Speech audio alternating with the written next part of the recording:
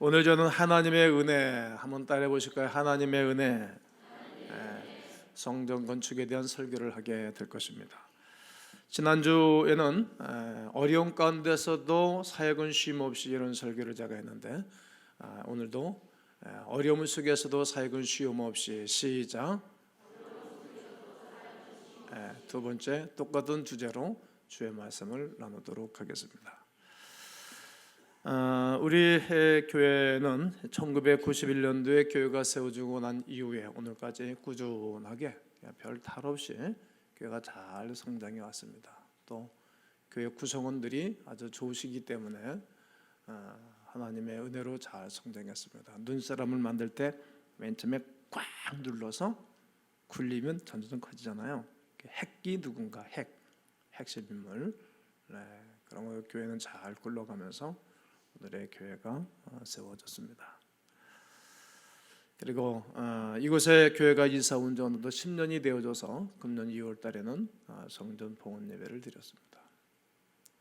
한국 교회는 빚을 다 갚아야만 성전 봉헌 예배를 드리는 것이기 때문에 저에게는 많은 고액의 대출금이 있었지만 다 변제를 하고 헌당 예배를 드렸습니다.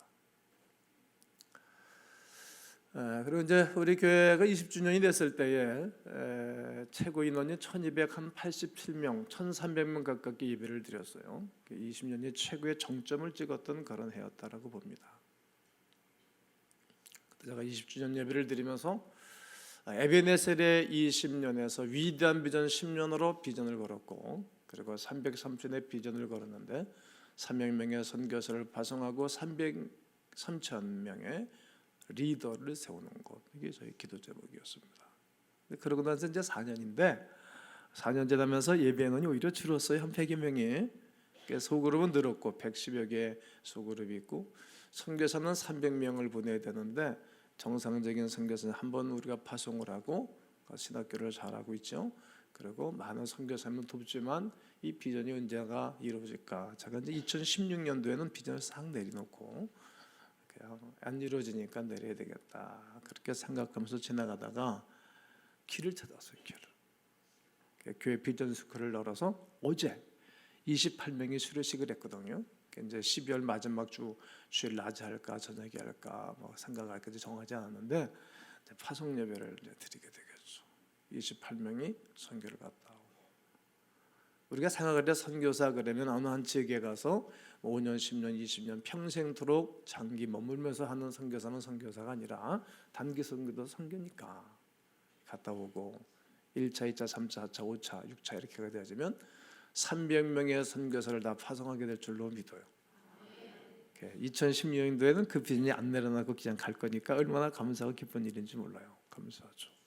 우리가 이 일을 시작하면서 하나님이 교회를 기뻐하시고 또 좋아하셨는지 교회를 우리 상동, 부천의 상동 선교를 매입을 하게 됐어요. 대제는 68평, 680평, 그리고 건평은 약 한 1,400평, 1,342평이 약 한 1,400평 정도 되는 그런 넓은 예배당이에요. 지난 주일날 교회 대형차를 타고 가서 잠시 기도하고 미신이 갔다 온 너무들 좋으셨죠? 갔다 온 분들만 아멘하는 거지 뭐. 너무 좋고 그렇죠. 난 두 교회 교회도 회복되기를 원합니다. 우리가 입당할 때까지 그 교회를 해서도 여러분들이 변함없이 충부 기도를 하셔야 됩니다. 하나님의 교회들이니까. 그 교회들도 터닝 포인트가 되어져서 좋은 열매가 있기를 원합니다. 우리가 직접 건축한 것은 아니지만 하나님의 성전을 봉헌한다는 것은 놀라운 일이 아닐 수 없습니다. 성경은 곳곳에서 성전 건축에 대해서 말씀하고 계시고 성전을 건축하고 봉헌하는 것에 대해서 수없이 말씀을 하고 계십니다. 성전 건축에 대한 하나님의 축복에 대해서 살펴보게 되어지면 성전 건축은 아무나 하는 것이 아니기 때문에 복인 것입니다. 아무나 하면은 뭐 그렇지 않다는 거예요. 교회 성도님들과 특히 목회자들에게 있어서는 성전을 건축하는 것은 꿈이고 소원입니다. 모든 분들이 건축을 하고 싶어합니다. 그러나 그러한 소망이 있다고 해서 아무나 그 일을 이루는 것은 아니오시다. 의지만 있다고 되는 일은 아닙니다. 세상 일은 자본이 있고 또 인력이 있게 되어지면 무슨 일이든지 할 수가 있겠습니다만, 그러나 하나님의 교회 건축하는 일에는 그리 되는 것은 아닙니다. 성전 건축은 하나님의 계획과 하나님의 명령이 떨어져야 합니다. 역대상 22장에 가보게 되어지면 다윗은 하나님의 은혜를 받고 하나님 만난 하나님의 사람으로서 얼마나 하나님의 성전을 건축하고 싶어 했는지 모릅니다. 하나님께 요청했습니다. 하나님 그에게 응답해 주셨습니다. 넌 네 손에 피를 너무 많이 묻혔다. 즉 그는 왕이 되고 난 이후에도, 왕이 되긴 이전에도 그 수없는 블레셋과 미디안과 수없는 사람들의 전쟁을 치르며 전리품을 얻으면서 굳건한 나라를 세워가서 수없는 사람들의 죽임을 가져왔습니다. 네 손을 가지고는 내가 내 성전을 받지 않겠노라고 말씀하셨습니다. 그렇게 성전 건축은 그의 아들인 솔로몬을 통해서 성전을 건축하여 봉헌하는 모습을 보게 됩니다. 그러기에 성전 건축을 이룬다는 것은 하나님의 뜻을 이루어드리는 신앙 고백이며 하나님의 은혜의 결과라고 말할 수 있습니다. 금년도에 우리는 예배당을 봉헌했습니다만 또다시 두 번째 예배당을 봉헌할 수 있다는 것은 얼마나 큰 축복인지 모릅니다. 우리도 기뻐하고 즐거워해야 할 것입니다. 이런 면에서 우리는 누구보다도 하나님의 은혜에 감사할 수 있는 마음의 공간과 그리고 그 마음이 주 앞에 있기를 원합니다. 성전 건축과 성전 봉헌은 하나님 우리에게 베풀어 주신 은혜입니다. 아무나 하는 것이 아니기 때문에 오늘 우리에게는 복을 허락해 주셨다 선포하고 외치고 담아도 될 것입니다. 또한 성전 건축은 하나님이 기뻐하시고 영광을 받으시기에 복입니다. 오늘 성경 본문을 다 함께 읽을 겁니다. 시작. 너희는 산에 올라가서 나무를 가져다가 성전을 건축하라. 그러면 내가 그것으로 말미암아 기뻐하고 또 영광을 얻으리라. 여호와가 말하였느니라. 아멘. 다 함께 다시 한번 읽습니다. 시작.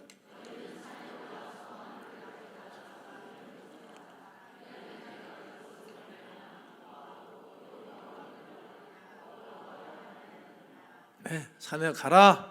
가서 나무를 찍어다가 성전을 건축해 하라. 행함을 요구한다는 거예요. 말로만 누군 못하겠어요. 행함이 없는 믿음은 죽은 믿음이다. 그렇지 않습니까? 일로 인해 내가 기뻐할 거다. 그래, 기뻐할 거다. 출애굽기 25장서부터 40장까지는 말입니다. 이 모세가 성막을 짓는 것 아니겠습니까? 성막을 짓을 때 구름이 희망에 덮이고 여호와의 영광이 성막에 충만하며 영광이 충만하며 하나님의 임재가 있었다는 거죠. 우리가 인간끼리도 말입니다. 귀하신 분 앞에 가면 덜덜 떨잖아요. 준비하고 막 갑니까? 저는 하나님의 위엄이 있어가지고 모세가 마음대로 휘막에 들어갈 수 없을 정도였습니다. 처음으로 세우고 봉헌을 할 때에 하나님의 영광 앞에 모세는 말할 수가 없을 정도로 감격했습니다. 열왕기상 8장 13절에서도 내가 참으로 주를 위하여 계실 성전을 건축하였사오니 주께서 영원히 거할 모로소이다. 쳐서 집이다. 하나님이 거하는 집이라는 거예요. 이건 솔로몬이 고백하는 것입니다. 성전은 하나님의 임재하는 곳, 하나님이 거하는 집이기 때문에 영광스러울 수밖에 없는 것입니다. 성전 건축은 거룩한 하나님의 백성임을 증명해 보이는 행위이기 때문에 복인 것입니다. 오늘 성경 본문을 자세히 살펴봐야 할 이유가 있습니다. 유다가 BC 586년에 바벨론에 완전히 초토가 되고 나라가 망해버리게 됩니다. 그리고 포로로 끌려가기 시작한 때가 이미 BC 605년서부터 시작되었습니다. 그 스룹바벨의 인도로 BC 537년 동국 팔레스타인으로 꿈에도 그리던 제1차 포로 귀환이 시작됩니다. 그리고 1년 뒤 한 해 뒤인 536년에 하나님의 성전이 건축되기 시작합니다. 바벨론 포로 생활 70년 동안 이어졌습니다. 여기서 주목할 사실이 한 가지가 있습니다. 포로 생활을 BC 605년부터 시작해서 70년을 마감하는 537년 수르바벨이 인도한 1차 귀환의 두지를 않습니다. 1년 뒤 536년 성전 착공의 그 시점을 둔다는 거예요. 501년 지난 고해가 바로 70년인 것입니다. 놀랍습니다. 이 말은 성전 건축이 이루어지지 않는 포로 생활의 마감은 의미가 없다는 것을 보여준 것입니다. 영적으로 적용해 보면 세상 마귀의 포로 생활을 하다가 교회 나오게 되었고, 그러다가 예수를 구주로 고백하면서 주님 뜻대로 살겠다고 고백하며 다짐합니다. 이때 세상 포로 생활, 마귀 포로 생활을 마감하는 시점을 단순히 교회에 출석하는 시점이 아니라 교회 와서 메시지를 받고 설교를 듣고 성경을 읽고 그러다가 예수 그리스도를 영접하는 시점에 든다는 거예요. 네, 주님을 나의 구세주로 고백하고 마음으로 믿어 의에 이르고 입으로 시인한 그 성도의 심령에 하나님의 성전이 세워진 그 시간서부터 하나님의 사람으로 이 땅에 우뚝 세워지는 그 시점이 바로 의미 있는 출발이라는 겁니다. 사도행전에서는 빌립 집사님이 복음을 전가하니까 복음을 받아들인 그 즉시 물로 내려가 강가에 물이 있으니까 세례를 베푸잖아요. 실은 오늘 예수님 믿으면 세례 베푸는 것은 난 좋다고 생각하거든요.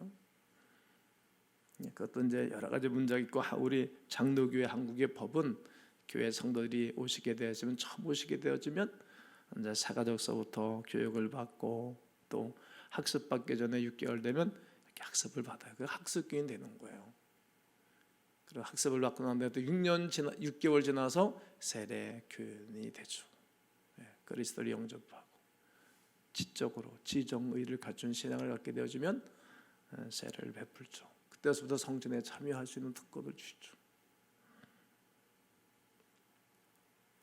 몸은 돌아왔지만 마음이 진정으로 주께로 돌아오지 않는 한 아직 마귀의 포로로 붙잡혀 있는 것입니다. 유다 백성들이 바벨론에서 예루살렘으로 돌아와서 제일 먼저 한 일이 성전 건축이라는 것은 이런 면에서 아주 중요한 의미입니다. 성전 건축을 시작하는 그 순간서부터 바벨론 포로에서 벗어나서 진정한 자유인이 되는 것입니다. 그러므로 성전 건축이 거룩한 하나님의 백성임을 증명해 보이는 거룩한 행위인 것입니다. 성전 건축에 동참하는 성도들은 하나님의 백성의 틀림이 없습니다. 풀자들은 절간을 짓지 않습니까? 풀자들이 하는 일이지 않습니까? 여러분, 절간에 가서 시주한 적 없잖아요. 샤머니즘, 그 사람들 뭘 차려놓고 하잖아요. 샤머니즘에 몸담고 있는 사람들이 교회 건축에 동참합니까? 아니죠. 하나님의 백성들만이 이 거룩한 일에 동참한다는 거예요. 그러니까 복인 것입니다. 성전 건축은 물질적 풍요로 이어짐으로 복인 것입니다. 비교할 건데 학계 1장 3절 6절을 부절은 읽으면서 설명해 보겠습니다. 여호와의 말씀이 선지자 학계에게 임하였습니다. 이 성전이 황폐하였거늘, 이제 성전이 무너지고 망가졌잖아요. 그런데 편복한 집에 거저한 것이 오르냐? 지금 하나님의 교회는 다 망가지고 쓰러지고 먼지가 있고 거무줄 주고 사람들이 예배를 드리지 않는 황폐한 땅에 편복한 집, 너희는 평안한 집에 가 살 수 있냐? 네가 하나님의 사람이냐? 하나님께 마음이 없는 거예요. 그 학계를 통해서 막 하나님 말씀하시는 거예요. 그러므로 이제 만군의 여호와가 말한다. 너희는 너희 행위를 살펴봐라. 너희 행동을 한번 살펴봐라. 너희가 많이 뿌릴지라도 수확이 적고 먹을지라도 배부르지 못하고 마실지라도 흡족하지 못하면 입에도 따뜻하지 못하면 일꾼이 싹을 받아도 그것으로 구멍 뚫린 전도해야 된다. 많이 뿌려도 수확이 없다는 거야. 많이 막 먹는데 배가 부르지 않아. 물을 마셔도 시원하지가 않고, 깰 것도 있고 또 깨봐도 따뜻하지도 않고, 일을 했는데 소득은 있는데 다 빠져나가고 뭐 있는 게 없어요.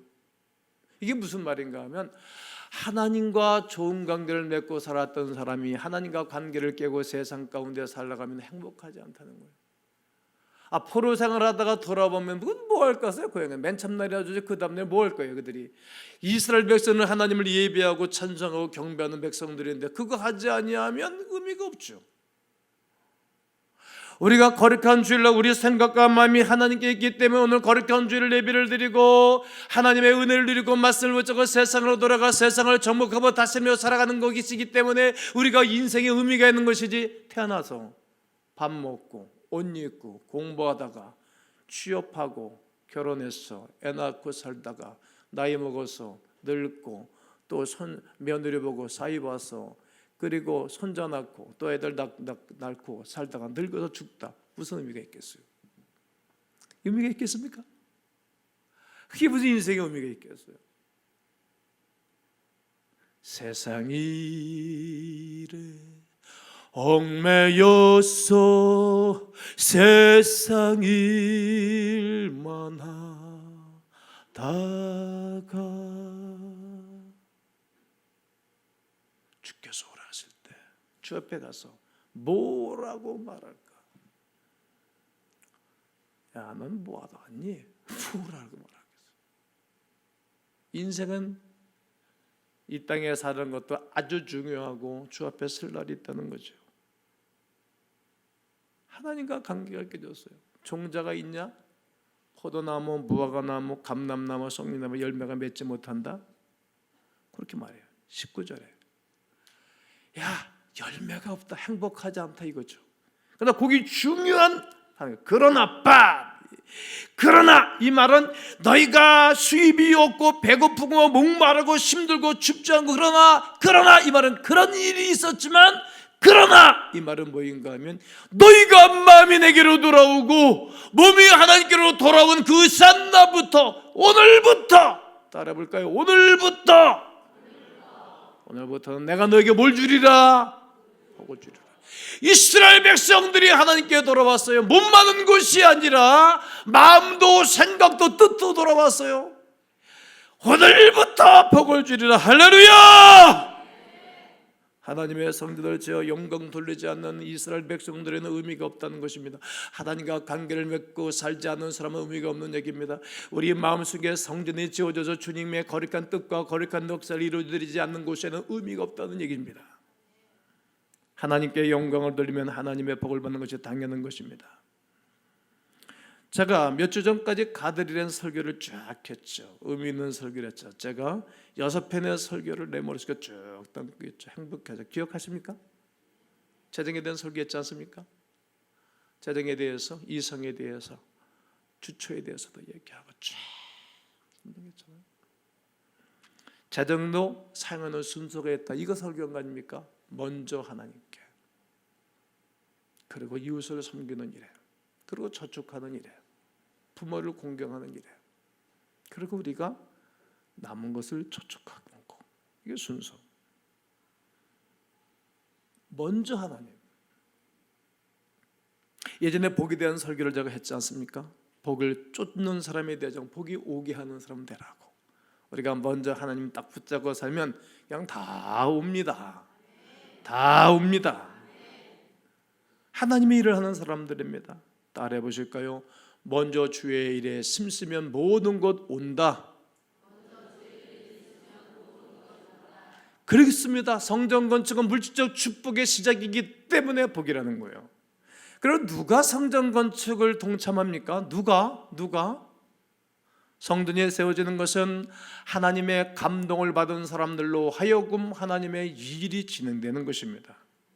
감동된 사람을 통하여 세워진다는 것을 꼭 기억하셔야 됩니다. 에스라 1장 1절에 보면 바사왕 고레스 원년에 에레미야의 입을 통하여 하신 예언, 70년 후에 너희는 이 땅을 돌아올 거다. 그 70년 지나서 바사왕 고레스의 마음을 감동하셔서, 바사가 지금의 이란 땅인데 그 나라가 완전히 초토됐다가 하나님 그 나라를 급부상시킨 거예요. 지금 미국과 일본, 중국, 소련 이런 나라들의 강대국인데 앞으로 전 세계 어떻게 바뀔지 모르잖아요. 갑자기 바사 왕을 고레스를 세워서 고레스가 명령 내린 거예요. 칙령이 반포된 모든 나라, 모든 민족과 종족은 고향으로 돌아가라. 그게 뭐예요? 하나님 그렇게 하신 거예요. 그 사람 믿지 않는, 하나님 믿지 않는 사람이에요. 하나님의 감동. 왜? 하나님이 70년 됐을 때 너희들이 이 땅으로 돌아와서 예배드리게 될 거다, 이 약속을 이루시려고 그 나라를 키우는 거예요. 왜? 바벨론 나라가 그냥 계속 붙잡고 있으면 회복이 안 되니까 말이죠. 감동시켰다는 거죠. 하나님이 감동시키시니까 이방 나라, 하나님 알지 못하는 페르시아 왕 고레스를 통해서 성전 건축에 문을 열어주고 그들에게 일을 시켰다는 것입니다. 에스라 1장 5절로 6절을 읽습니다. 시작. 이에 유다와 베냐민 족장들과 제사장들과 레위 사람들과 그 마음이 하나님께 뭘 받고? 감동을 받고, 베냐민 사람, 유다 제사장 족장들, 예루살렘 여호와의 성전을 건축하고자 하는 자가 다 뭐하나니? 일어나나니. 일어나세요. 지금 예배 시간에 일어나는 말이 아니고, 예배 시간에 한 사람이 뚝 일어나다가 그러니까 올라갔더라고. 예배 시간에 일어나는 얘기가 아니라 하나님의 삶을 하나님의 거룩한 역사에 일어났다는 거예요. 놀랍죠? 그 6절 봅니다. 시작. 그 사면 사람들이 금그릇과 금과 금품들과 짐승 보물 돕고 그 외에도 예물을 뭐 했더라? 기쁘게 드렸더라. 어떻게 드렸더라? 기쁘게. 여러분, 인생은 좀 기쁘게 사십시오. 네. 집에서도 여성들은 남편 들어올 때 왔어? 닦아? 밥 먹어? 자, 그러면 안 돼요. 저는 이제 집에서 둘이 산 지 벌써 12년 차인데 애들 다 일찍 내쫓은 거예요. 애들 내서 그냥 좋아야죠. 괜찮아요. 허전하지. 요즘은 이제 가끔 애들 오면 아주 힘들어. 손님이 안 왔으면 좋겠어. 우리 애들이 이제 손님이요. 네. 이제 집에 들어오면 재밌게 살죠. 집에 들어가면 저희 아내가 뭐 하다가 나무 따다가 오빠가 막 이러고 오는 거니까 재밌는 거예요. 집 가고 싶어요. 난 요즘 오빠 그건 재밌어요. 그래야지. 여자 퉁퉁해가지고 어째? 닦아 밥 먹어. 들어서 한 번 갔다. 집에서는 기쁘게 사는 거예요. 교회 올 때도 우리 교인들이 박지. 얼마 전에 새신자 등록기행 가서 어떻게 저희 교회에 와서 등록하셨으니까 네, 교회들이 참 밝고 재미있어서. 지지난주에 우리 여성 부장님이 대출 담당한 분이 암행어서로 왔다 갔어요. 그 여자 말도 없이 왔어. 갔더니 여자가 명함 메고 그러더니 교회 가니까 참 교회가 좋대요. 뭐가 좋으니까 얼마나 따라 붙는지 그때는 그게 힘들었대요. 그게 교회가 그래야지. 기쁘게, 우리가 하나님의 일도 기쁘게 했다는 거예요. 또 14절 볼까요? 여호와께서 스알될 유다 총독 스룹바벨의 마음과 여호사닥의 아들 대제사장 여호수아의 마음과 남은 모든 백성의 마음을 어떻게 하며?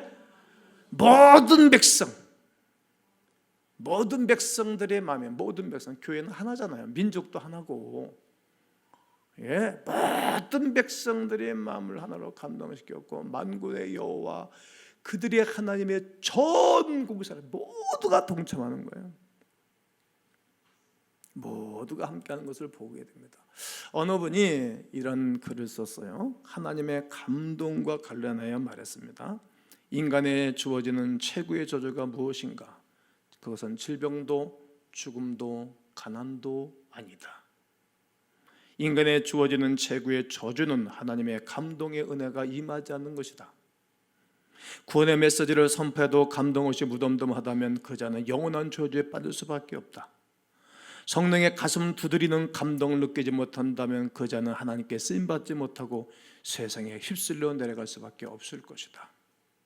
인생에 있어서 중요한 것은 일상적 행복을 소유하는 것이 아니라 보다 가치 있는 일에 감동을 받아 쓰임받는 자이다. 여러분은 어떻습니까? 일상적인 삶의 축구를 하는 자입니까? 아니면 주의 감동을 받은 자로 멋지게 아름답게 하나님의 사랑과 동행하고 주 앞에 이를 자로 살기를 원하십니까? 유다 백성들이 포로 생활을 마치고 교회에서 주변 환경과 모함과 어려움 가운데 있는 가운데 그들은 16년 동안 건축하지 쑥 잠수한 적이 있었습니다. 이때 학개 선지자가 1장 13절에서 한번 읽어봅니다. 시작. 그때 여호와의 사자 학개가 여호와의 유임을 받아 백성에게 말해 이르되 여호와가 말하노니 내가 너희와 함께하노라 하니라. 할렐루야. 학개에게 하나님의 유임을 받았다는 거예요. 여러분, 김동기 목사는 내 하나님의 유임받은 자라는 거예요. 여러분도 이 땅을 변화시킬 위임받은 자입니다. 모든 사람들을 제대로 삼아 교회를 세움으로 세상을 변화시키는 위임받은 자, 세상의 빛과 소금으로 살아갈 자를 위임하는 거예요. 오늘 나는 여러분들 한 주간 동안 세상에 돌아가서 여러분들 세상에 변화시키는 빛과 소금의 직분을 감당하기를 축복합니다.